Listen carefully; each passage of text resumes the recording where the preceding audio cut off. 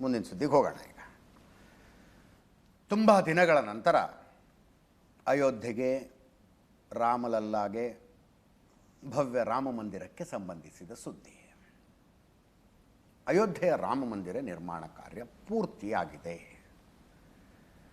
ನಾಳೆ ಹಬ್ಬ, ಅಲ್ಲಿ ಧರ್ಮಧ್ವಜ ಆರೋಹಣ ಆಗುತ್ತೆ, ಧರ್ಮಧ್ವಜ ಸ್ಥಾಪನೆ ಆಗುತ್ತೆ ನಾಳೆ. ಪ್ರಧಾನಿ ನರೇಂದ್ರ ಮೋದಿ ಅವರು ಇರ್ತಾರೆ, ಮೋಹನ್ ಭಾಗವತರು ಇರ್ತಾರೆ, ಸಾವಿರಾರು ಸಂತರಿರ್ತಾರೆ. ಎಲ್ಲರ ಸಮ್ಮುಖದಲ್ಲಿ ಭವ್ಯ ರಾಮ ಮಂದಿರದ ಕಳಶದ ಮೇಲೆ 41 ಅಡಿ ಧ್ವಜಸ್ತಂಭಕ್ಕೆ ಕೇಸರಿ ಧ್ವಜ ನಾಳೆಯಿಂದ ಹಾರಾಡುತ್ತೆ. ಒಟ್ಟು 8 ಗೋಪುರ, ಒಂದು ಮುಖ್ಯ ರಾಮಲಲ್ಲಾ ದೇವಸ್ಥಾನ, ಇನ್ನು 7 ಸುತ್ತಲಿನ ದೇವಸ್ಥಾನಗಳು. ಎಲ್ಲ ದೇವಸ್ಥಾನಗಳ ಮೇಲೆ ಧರ್ಮಧ್ವಜ ನಾಳೆ ಸ್ಥಾಪನೆ ಆಗುತ್ತೆ. ಶಿಖರ 161 ಅಡಿ ಎತ್ತರ ಇದೆ. ಮೇನ್ ಟೆಂಪಲ್ ರಾಮಲಲ್ಲಾ ದೇವಸ್ಥಾನದ ಶಿಖರ 161 ಅಡಿ ಎತ್ತರ ಇದೆ. ಅದರ ಮೇಲೆ 41 ಅಡಿ ಧ್ವಜಸ್ತಂಭ. ಆ ಧ್ವಜಸ್ತಂಭದಲ್ಲಿ ಕೇಸರಿ ಧ್ವಜ ಹಾರಾಡುತ್ತೆ. 22 ಅಡಿ ಉದ್ದ, 11 ಅಡಿ ಅಗಲ,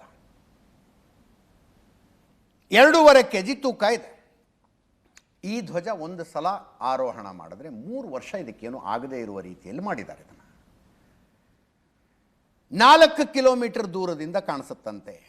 ಅಂದರೆ ನೆಲದಿಂದ ಟೋಟಲ್ ಲೆಕ್ಕ ಹಾಕಿದ್ರೆ, ಶಿಖರ, ಅದರ ಮೇಲೆ ಧ್ವಜಸ್ತಂಭ, ಧ್ವಜ ಲೆಕ್ಕ ಹಾಕಿದ್ರೆ 191 ಅಡಿ ಹೈಟಿಗೆ ಬರುತ್ತೆ. 4 ಕಿಲೋಮೀಟರ್ ದೂರದಿಂದ ಕಾಣಿಸುತ್ತೆ. 1 ತಾಸಿಗೆ 200 ಕಿಲೋಮೀಟರ್ ವೇಗದಲ್ಲಿ ಗಾಳಿ ಬಂದರೂ ಈ ಧ್ವಜಕ್ಕೇನೂ ಆಗೋದಿಲ್ಲ. 3 ವರ್ಷ ಸಮಸ್ಯೆ ಇಲ್ಲ ಅಂತೆ.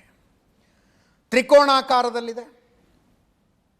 ಇದರಲ್ಲಿ ಒಂದು ಸೂರ್ಯ, ಓಂಕಾರ ಮತ್ತು ಒಂದು ಮರದ ಚಿತ್ರ ಇದೆ. ಕೋವಿದಾರ ವೃಕ್ಷ ಅಂತ ಕರೀತಾರೆ ಅದಕ್ಕೆ, ಕೋವಿದಾರ ವೃಕ್ಷ. ಸೂರ್ಯ ರಾಮ ಸೂರ್ಯ ವಂಶಸ್ಥ, ಆತನ ವಂಶದ ಸಂಕೇತ ಅದು. ಓಂಕಾರ ಹಿಂದೂ ಧರ್ಮದ ಮೂಲ ಮಂತ್ರ, ಶಾಶ್ವತ ಆಧ್ಯಾತ್ಮಿಕ ಧ್ವನಿ. ಕೋವಿದಾರ ವೃಕ್ಷ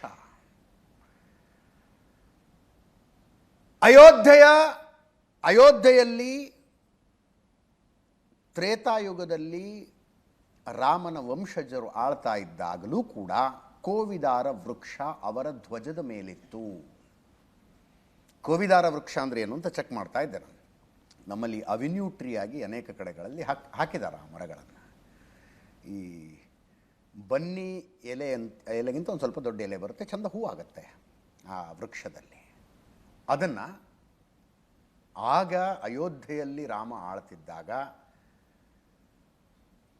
ರಾಮನ ವಂಶಸ್ಥರು ತಮ್ಮ ಧ್ವಜದಲ್ಲಿ ಇಟ್ಕೊಂಡಿದ್ರು ಕೋವಿದಾರ ವೃಕ್ಷವನ್ನು.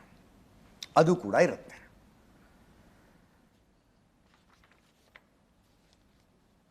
ಸೂರ್ಯನ ಬೆಳಕು, ಮಳೆ, ಬಲವಾದ ಗಾಳಿ ಏನಕ್ಕೂ ಇದು ಹಾಳಾಗೋದಿಲ್ಲ. ಪ್ಯಾರಾಶೂಟ್ಗೆ ನೈಲಾನ್ ಬಟ್ಟೆ ಬಳಸ್ತಾರಲ್ಲ, ಆ ಬಟ್ಟೆಯಿಂದ ಇದನ್ನು ಮಾಡಿದ್ದಾರೆ. ಗುಜರಾತ್ನ ಅಹಮದಾಬಾದ್ನಲ್ಲಿ ತಯಾರಾಗಿದೆ ಇದು.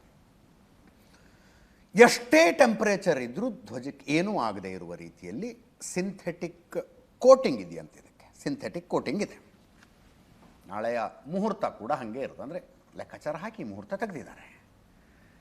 ಈಗೇನು ಎಲೆಕ್ಷನ್ನು ಯಾವುದೂ ಇಲ್ಲವಲ್ಲ, ಇಲ್ಲದೆ ಹೋದರೆ ಎಲೆಕ್ಷನ್ಗೋಸ್ಕರ ಅಂತ ಆಗ್ತಿತ್ತು. ಮಾರ್ಗಶಿರ ಮಾಸದ ಶುಕ್ಲ ಪಕ್ಷದ ಶುಭ ಪಂಚಮಿ ಅಂತೆ ನಾಳೆ. ಮಾರ್ಗಶಿರ ಮಾಸದ ಶುಕ್ಲ ಪಕ್ಷದ ಶುಭ ಪಂಚಮಿ. ರಾಮ ಸೀತೆ ವಿವಾಹ ನಡೆದದ್ದು ಕೂಡ ಇದೇ ಮುಹೂರ್ತದಲ್ಲಂತೆ. ಅಭಿಜಿನ್ ಮುಹೂರ್ತದಲ್ಲಿ ವಿವಾಹ ಆಗಿತ್ತು. ಅದೇ ಮುಹೂರ್ತದಲ್ಲಿ ಪ್ರಧಾನಮಂತ್ರಿಗಳು ಬಟನ್ ಒತ್ತುವ ಮೂಲಕ ಆ 8 ಧರ್ಮಧ್ವಜಗಳ ಆರೋಹಣವನ್ನು ಮಾಡ್ತಾರೆ. ಬಟನ್ ಒತ್ತುವ ಮೂಲಕ. ಬಟನ್ ಒತ್ತಿದ 10 ಸೆಕೆಂಡಲ್ಲಿ ಧ್ವಜ ಹಾರಾಡೋದಕ್ಕೆ ಶುರುವಾಗತ್ತಂತೆ. ನೋಡಿ, ರಾಮ ಮಂದಿರ ಮೇನ್ ಟೆಂಪಲ್ ಅದು.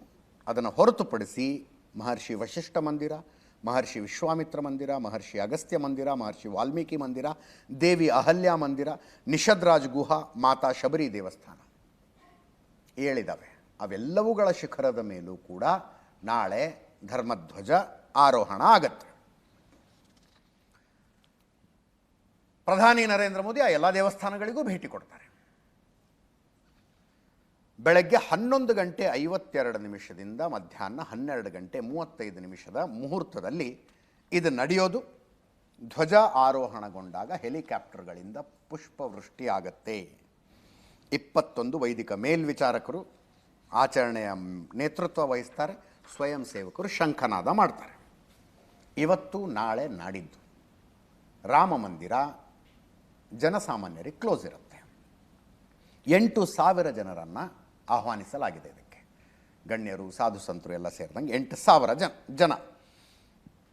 ಬೆಳಗ್ಗೆ 10 ಗಂಟೆಗೆ ಪ್ರಧಾನಿ ನರೇಂದ್ರ ಮೋದಿಯವರು ಅಯೋಧ್ಯೆಯಲ್ಲಿ ಲ್ಯಾಂಡ್ ಆಗ್ತಾರೆ. ಹನುಮಾನ್ ಗಿರಿ ದೇವಸ್ಥಾನಕ್ಕೆ ಹೋಗ್ತಾರೆ.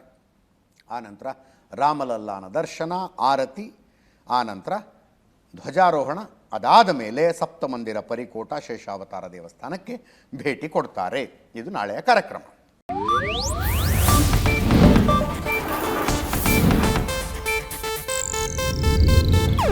ಇದು ಏಷ್ಯಾನೆಟ್ ನ್ಯೂಸ್ ನೆಟ್ವರ್ಕ್ ಪ್ರಸ್ತುತಿ.